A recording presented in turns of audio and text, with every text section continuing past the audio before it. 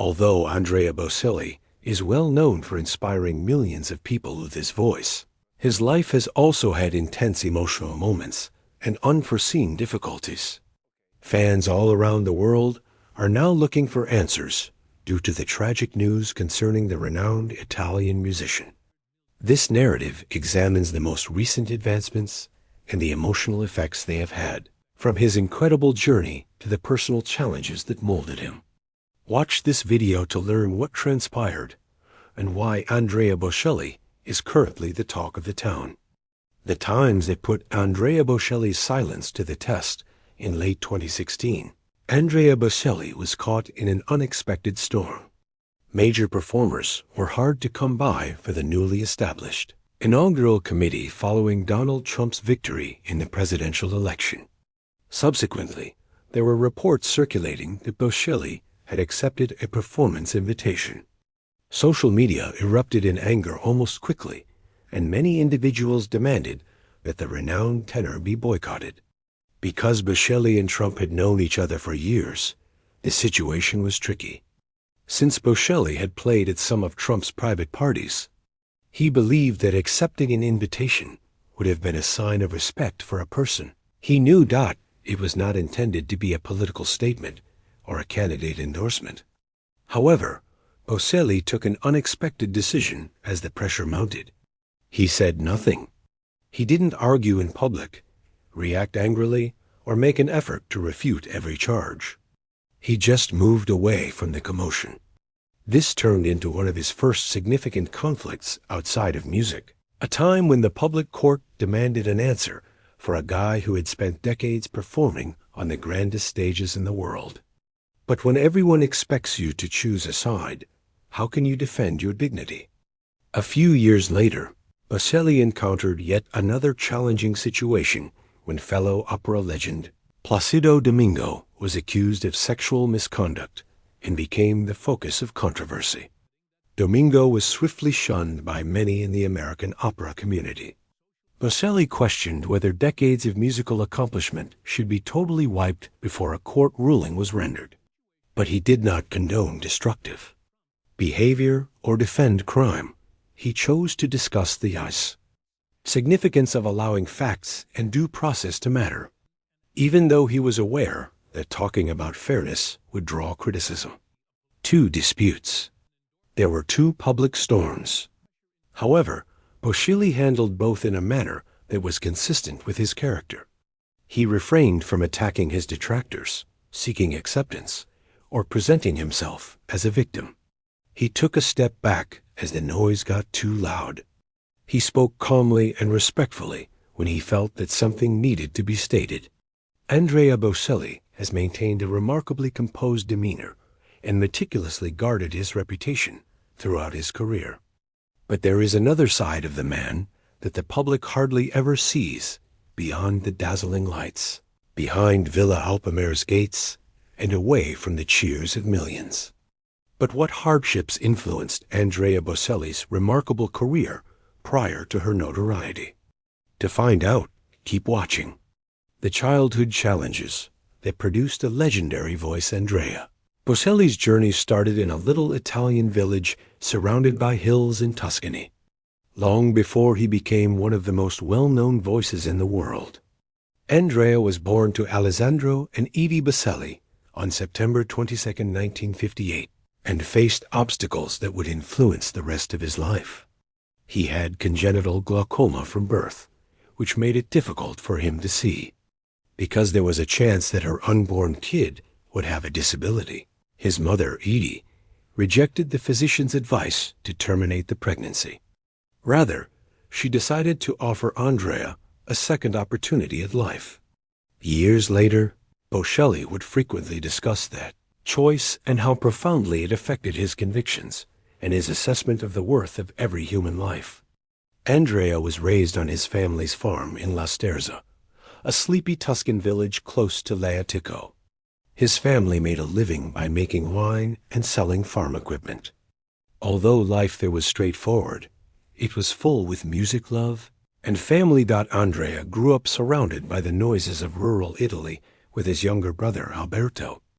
From an early age, music developed to become more than just a pastime. It turned into his haven, his solace, and ultimately his future. Music, according to his mother, was the only thing that could consistently soothe him. Andrea started taking piano lessons at the age of 6, and his interest soon spread to other instruments. He eventually picked up the flute, saxophone, trumpet, trombone, guitar, and drums.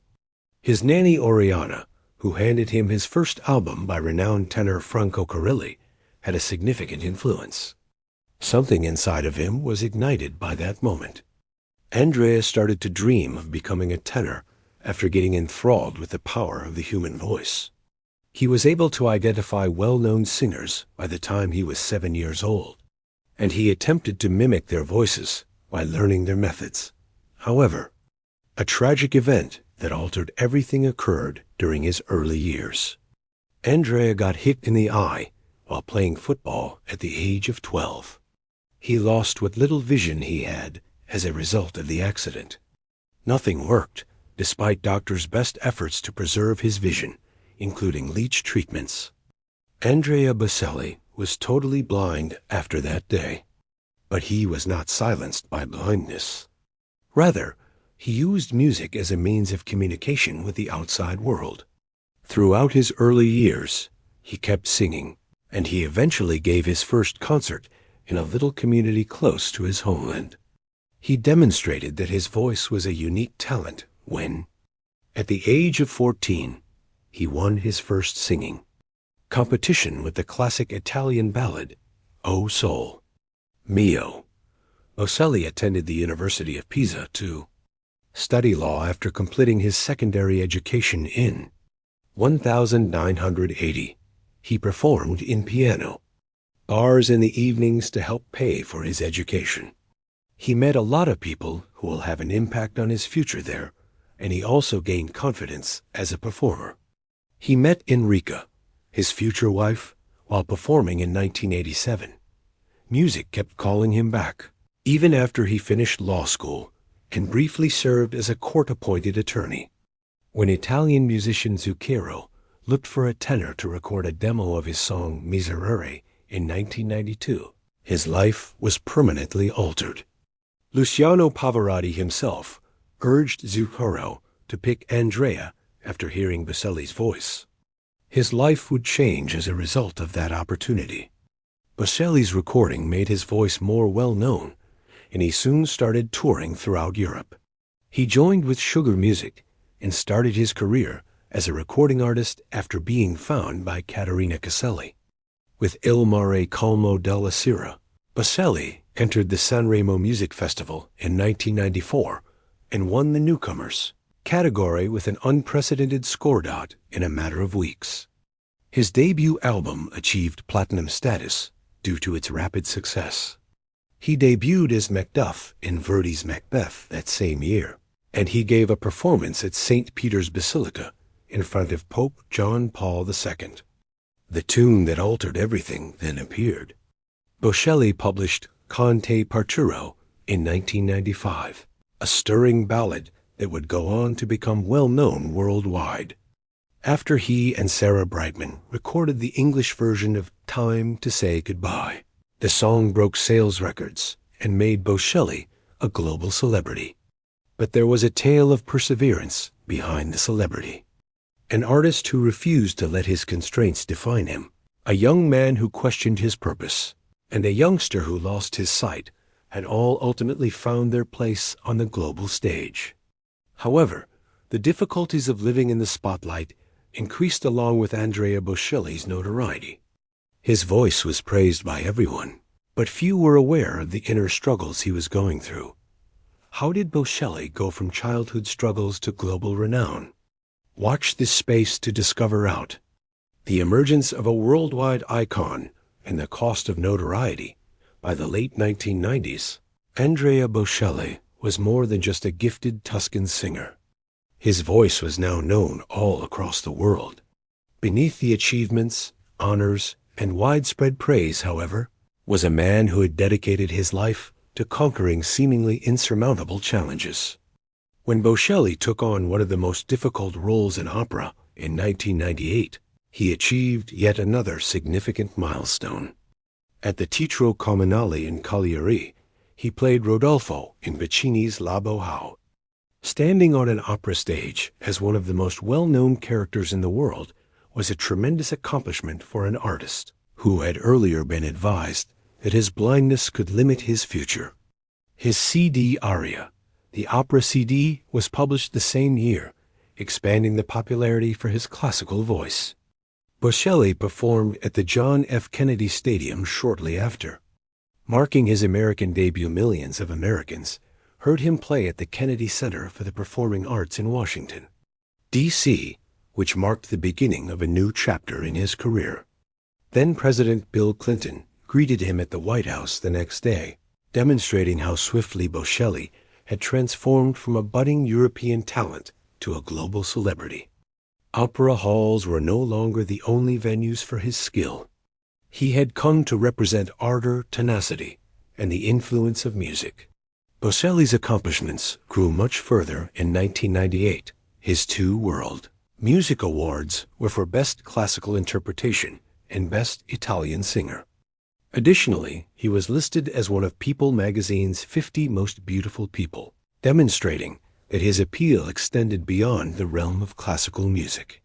However, his collaboration with Celine Dion on the song The Prayer stands out as one of the most memorable moments of this time. Their stirring duet became a global hit, winning an Academy Award, nomination, and a Golden Globe for Best Original Song. Millions of people saw the emotional bond between two remarkable voices when Bocelli and Dion performed together at significant award ceremonies.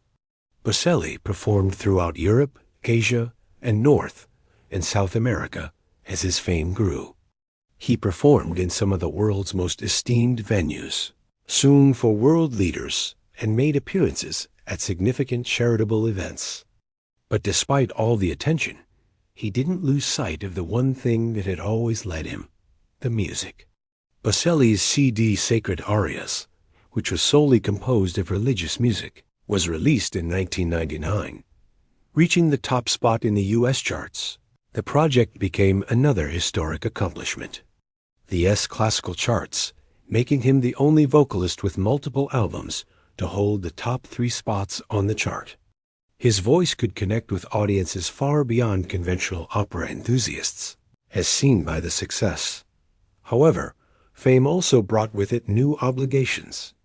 There were expectations for every performance. Every time he appeared in public, he attracted more attention. In addition to admiring the voice, the world started observing the person who was speaking it. When his father died in 2000, Bocelli experienced a very personal grief. He dedicated his performance to him during his well-known Statue of Liberty concert in New York, transforming a worldwide occasion into a personal homage. Bocelli sang for both the audience and the guy who had stood by him from the start, while standing beneath one of America's most iconic icons. His career continued to reach new heights during the ensuing years. He performed all around the world, put out hit records, won numerous accolades, and rose to prominence as one of the best voices of his time.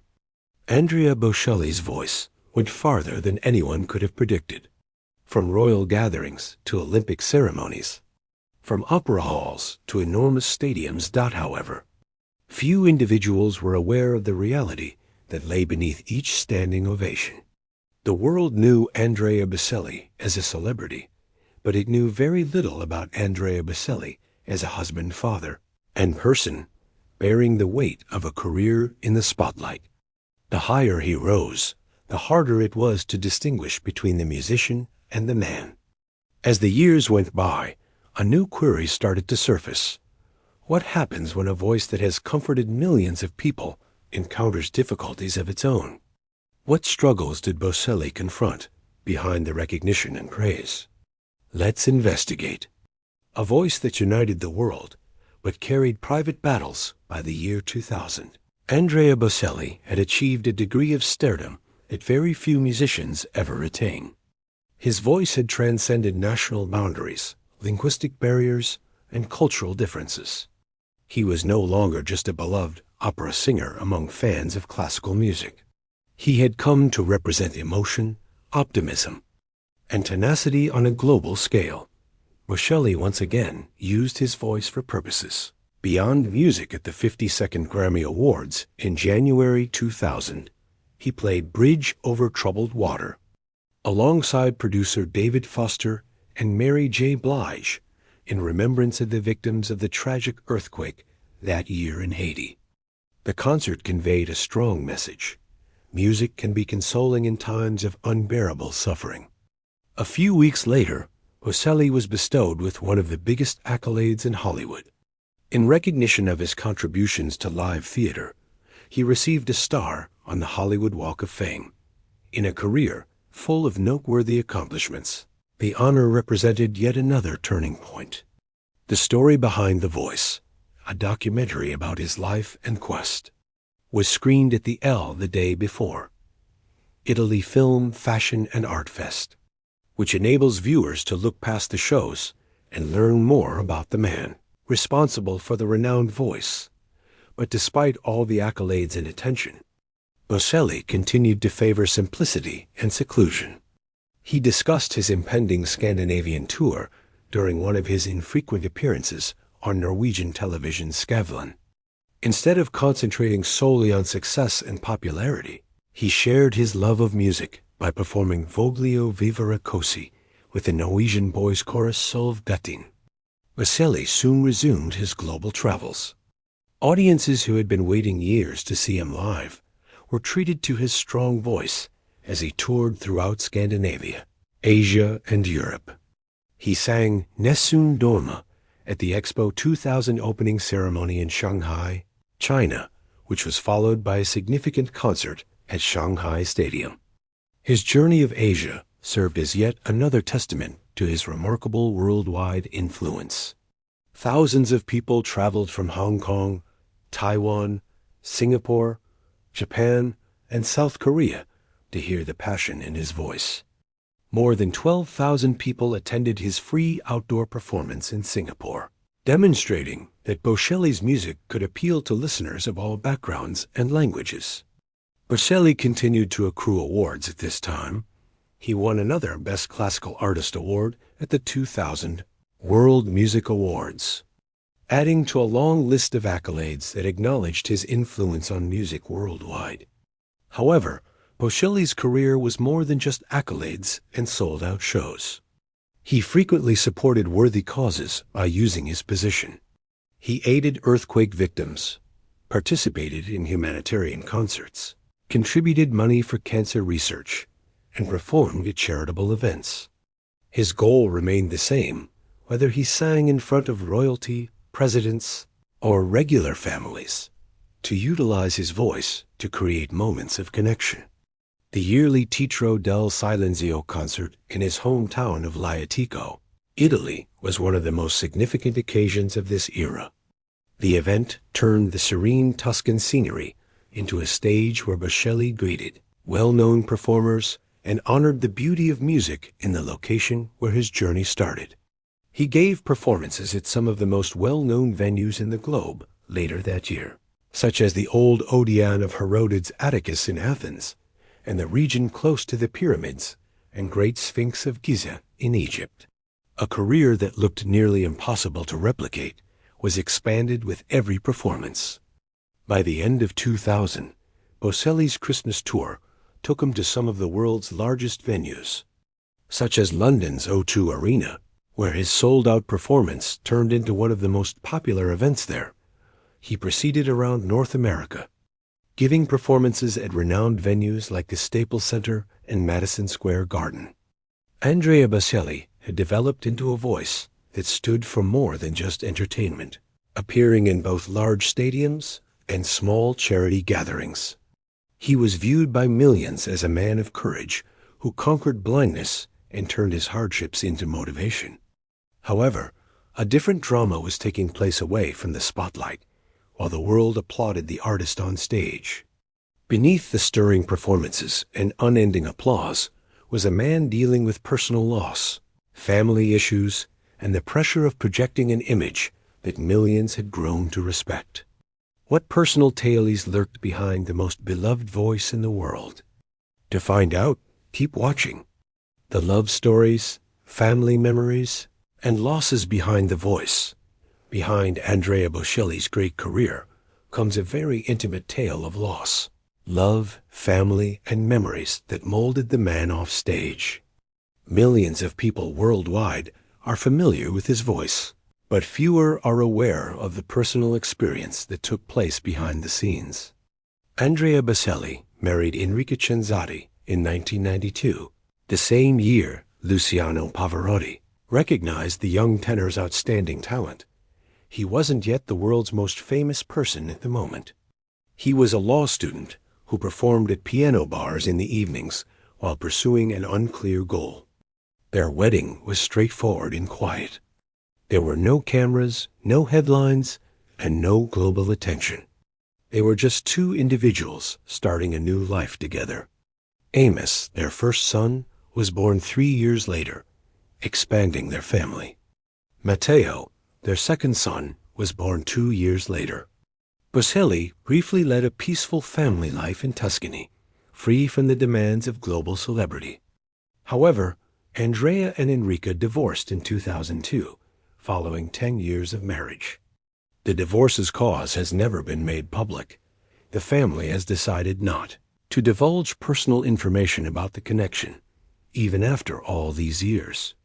Respectful silence has been maintained by Bocelli, Enrica, and Veronica Berti, who would go on to become his second wife. That silence might not have been intended to conceal the truth. Maybe it was about keeping the participants safe. Certain aspects of life are too intimate to be made public, particularly when they include family and difficult-to-explain emotions. On a soggy night in Tuscany that year, Bocelli met Veronica, and that encounter would permanently alter their lives. She had not even intended to go to the event where they met, and she was just 18. She entered a room with a piano during the evening and started singing softly to herself. Bocelli heard her voice as she happened to walk by. Although he was unable to see her face, he heard something that quickly drew his attention. Before everything else, she was tied to the man whose world had always been created by sound through music. Later on, he said that their initial encounter was a voice-based connection that was nearly impossible to express. After spending the night conversing, they quickly started dating. Despite the fact that they were 25 years apart in age, Bocelli never saw this as a defining factor in their relationship. He clarified that there had been age disparities in his own family and that love wasn't always quantifiable. They developed a life together for over 10 years before getting married in March 2014 at the Sanctuary of Montenero in Livorno, Italy.